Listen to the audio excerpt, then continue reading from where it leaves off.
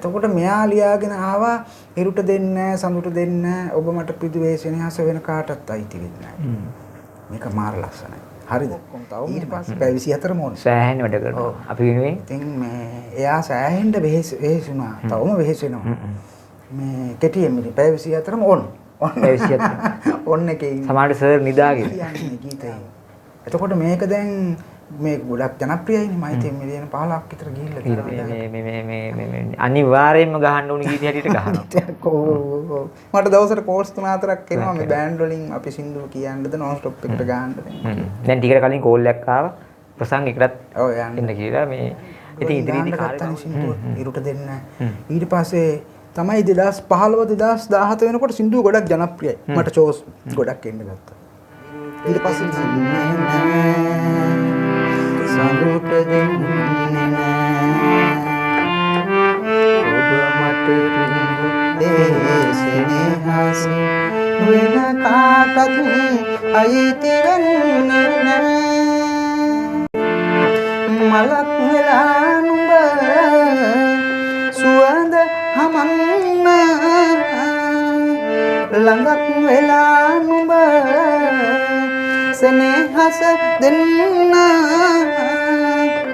දයක් වෙලා නුඹ ලොවක් තනන්න මවක් වෙලා නුඹ දරුවන් දෙන්න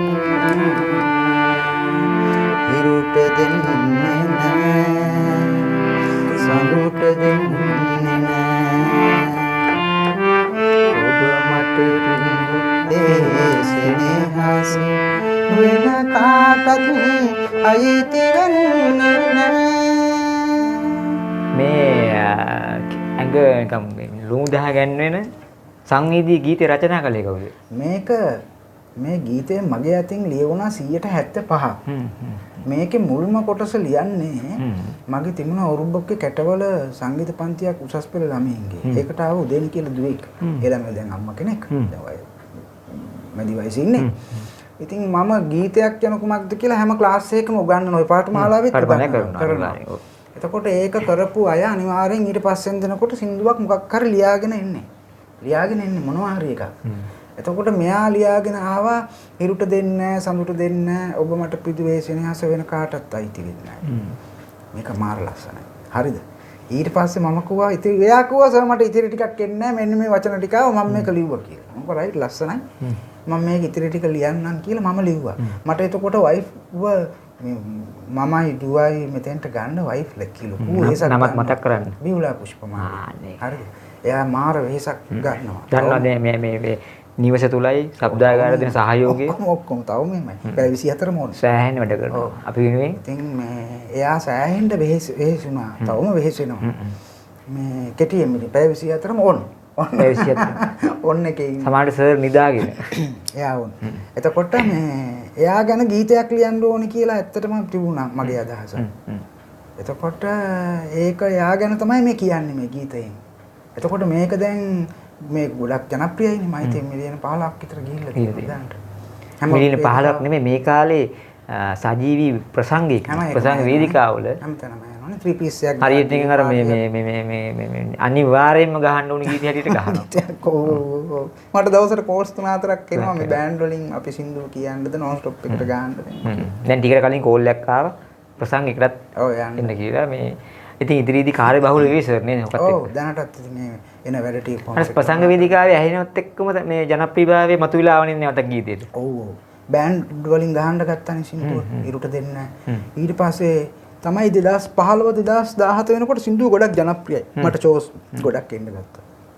ඊට පස්සේ සින්දුව පොඩ්ඩක් යටට ගියා. හැබැයි සර් දැන් සමහර ගායක ගායිකයන් ජනප්‍රිය ගායකයන් ප්‍රවීණයන් මේ වෙන ගීත තමන් ගීත ගායනා කළා වෙන අය නීතිමය ක්‍රියාමාර්ග ගන්නවානේ. ඒක ඉතින් එක එක්කෙනාට දැන් මේ සියලුම අයිතිවාසිකම් මේ ඇතුළේ තියෙන්නේ. රචනය, සංගීතය, ගායනය. පටිගත කිරීම. ඒකත් මං කළේ. සියල්ලම අයිතිය තියෙන්නේ සුමින්ද සර්ට තමයි ගීතේ. සුමින්ද ශ්‍රීමාල් ඔබේ ඒලත් වටවල තමයි මට ඔක්කොම සෙට් කරලා දුන්නේ ස්ටුඩියෝ එක ලේස්ති කරලා. එයා තමයි ඇත්තටම සංගීත අධ්‍යක්ෂණය කරේ මගේ. එතුමා ආවේ නැහැ වෙලාවට අපිට ගන්න තිබුණා. එතකොට මේ ඒ සියල්ලගේම අයිතිය තියෙන්නේ මට.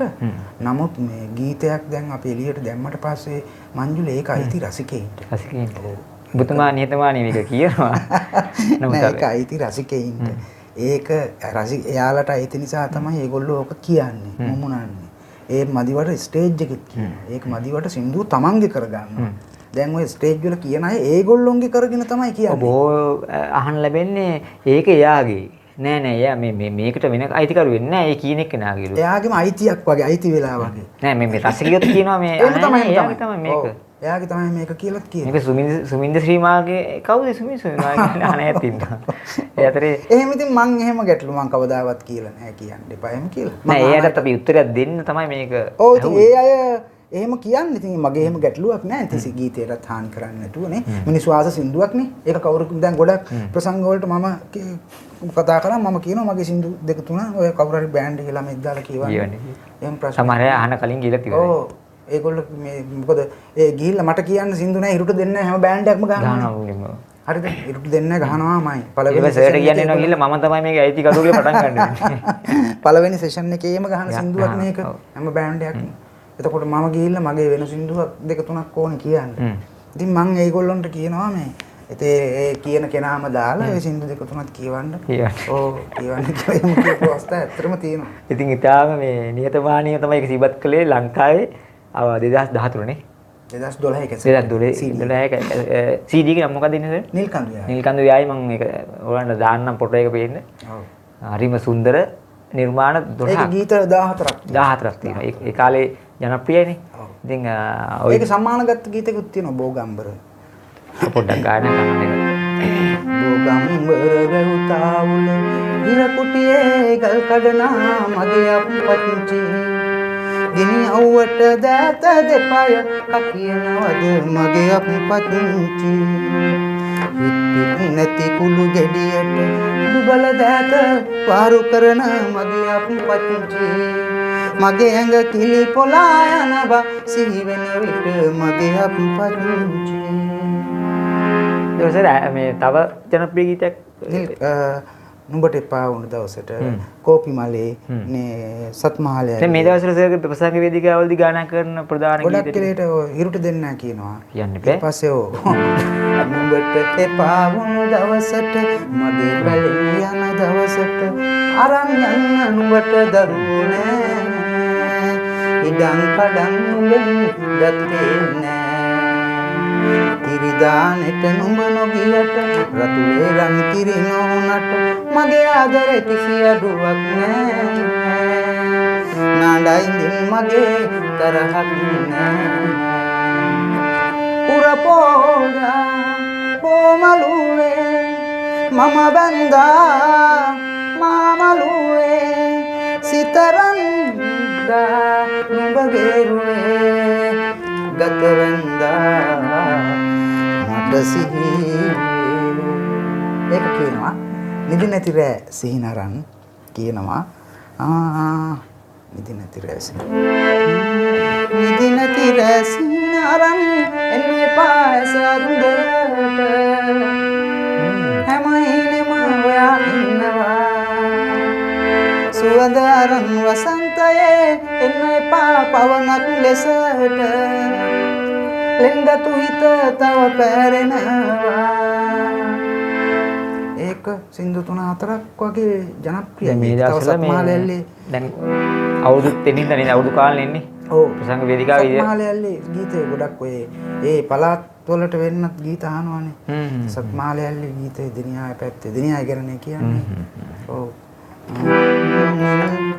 කඳු යායි මනමාලි රන්තේ සුකුමාලි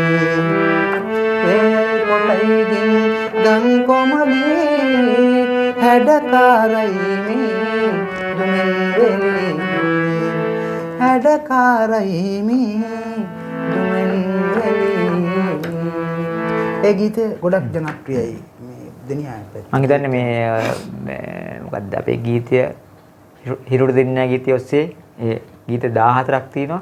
ඒක රස විඳින්න අපට අවස්ථාව අපි ලබා දෙනවා YouTube channel එක ඔස්සේ සර්ගනේ. පුළුවන්. ඔව්. Google ගහුවාම මගේ නමෙන්ම එනවා නේද? සුමින්ද ශ්‍රීමාල් ගුවාම සින්දු ටික බලන්න පුළුවන්, අහන්න පුළුවන්. මෙන්න සාක්ෂි තියෙනවා. නීත්‍ය අනුකූල බව තියෙනවා.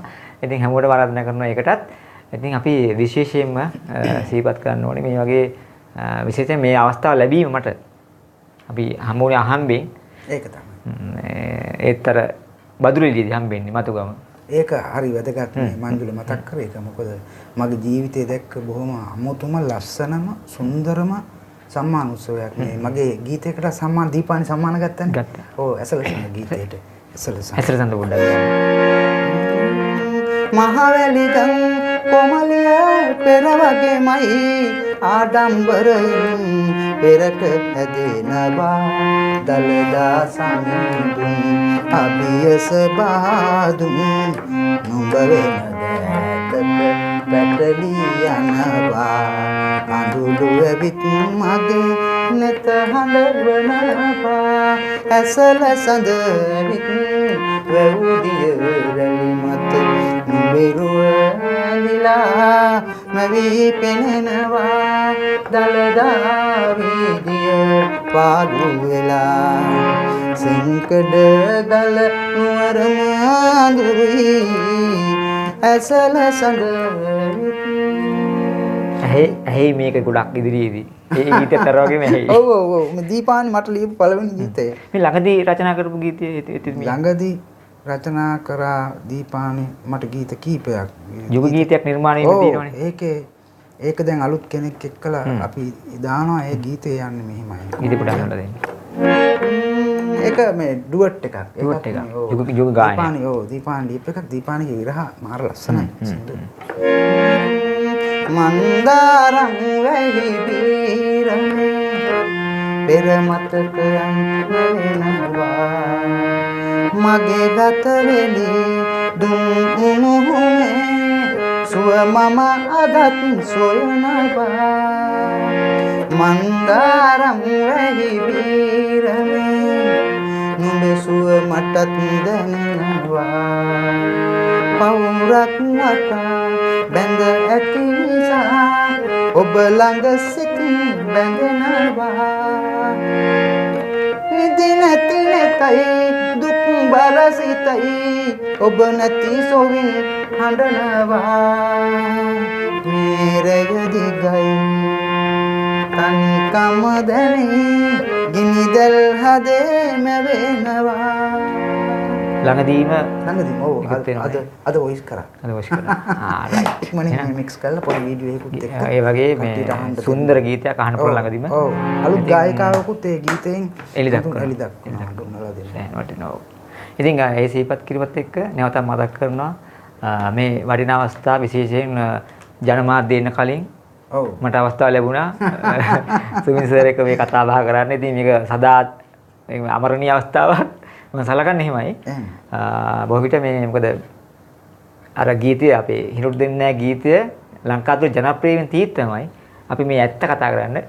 ඒ වගේම ඔබට වැදගත් දේවල් ගොඩක් කතා කරන්න තමයි මේ වැඩසටහන සූදානම් කළේ. ඉතින් ඉදිරියේදී ලොකු විදියට නිර්මාණ බිහි කර ගන්න පුළුවන්. ඒ වගේම සර්ගෙත් නිර්මාණ ශක්තිය වැඩි වේවා. තව තවත් අර මේ මිනිසුන්ව සුවපත් කරන්න පුළුවන් ගීතම නිර්මාණය කිරීමට ශක්තිය ධෛර්යය ලැබේවා කියලා ප්‍රාර්ථනා කරනවා. ඉතින් මමත් මගේ ගීතයකුත් දැන් නිර්මාණය වෙමින් තියෙනවා ගැති. ඔව්. ඒකත් ඉදිරියේදී ඉතින් ඒ සතුට තමයි මේ මොහොතේ ප්‍රකාශ කරන්නේ. ඔබටත් ආරාධනා කරනවා කිව්වා වගේම සම්බන්ධ වෙන්න. ඒ වගේම ඔබේ ප්‍රසංග සඳහා සර්ට සහභාගී වෙන්න පුළුවන්. මොකද ඔරිජිනල් නැත්නම් නිවැරදිම අයිතිකරු තමයි අර ජනප්‍රිය ගීතේ. ඒ නිසා කතා කරන්න සර්ගේ දුරකථන අංකය මගේ 0.71 22 95 276. ඔව් අපි දැන් අපිට නිකුත් කරන්නම් ඒ අංකයට කතා කරලා මේ අවුරුදු කාලේ බක්මා උල්ලලා තියෙනවා. ඒ සඳහා මේ වටිනා සම්පත ගෙන්නලා ඔරිජිනල් මහන්න. හරිම ගීතය ඒ හඬින්ම අහන්න. මම හිතන්නේ බොහොම නිහතමානීව ගණන් හිලව් ඉඳන් කතා කරන්නේ.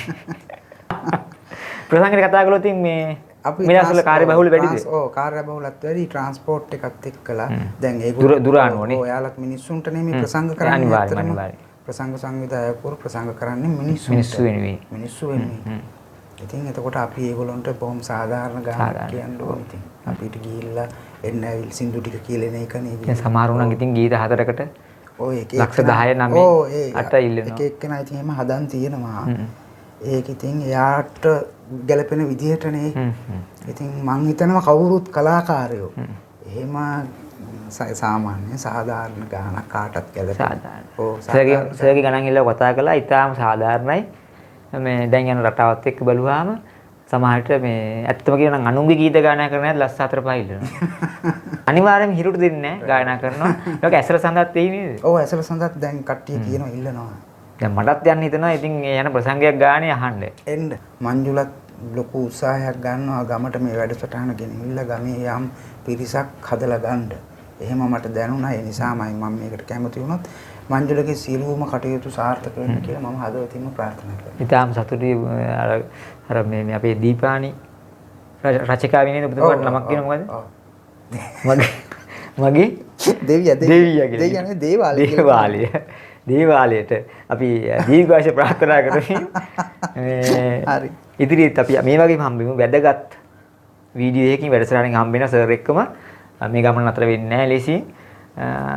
ගම්මානේ පුරා යනවා අපිනේ ඉදිරියේදී. ගම්මානේ තියෙන සුන්දරත්වය අඳුර ගන්න ඉස්සරහට යනවා වැඩසටහන් වලට. ඉතින් මේ මුල් පියවර තමයි අපි තිබ්බේ. ඔබට ආරාධනා කරනවා දිගටම අපිත් එක්ක රැඳී ඉන්න. සියලු දෙනාටම ජයග්‍රහණී අනාගතය ප්‍රාර්ථනා කරනවා. එහෙනම් අපි නතර වෙනවා.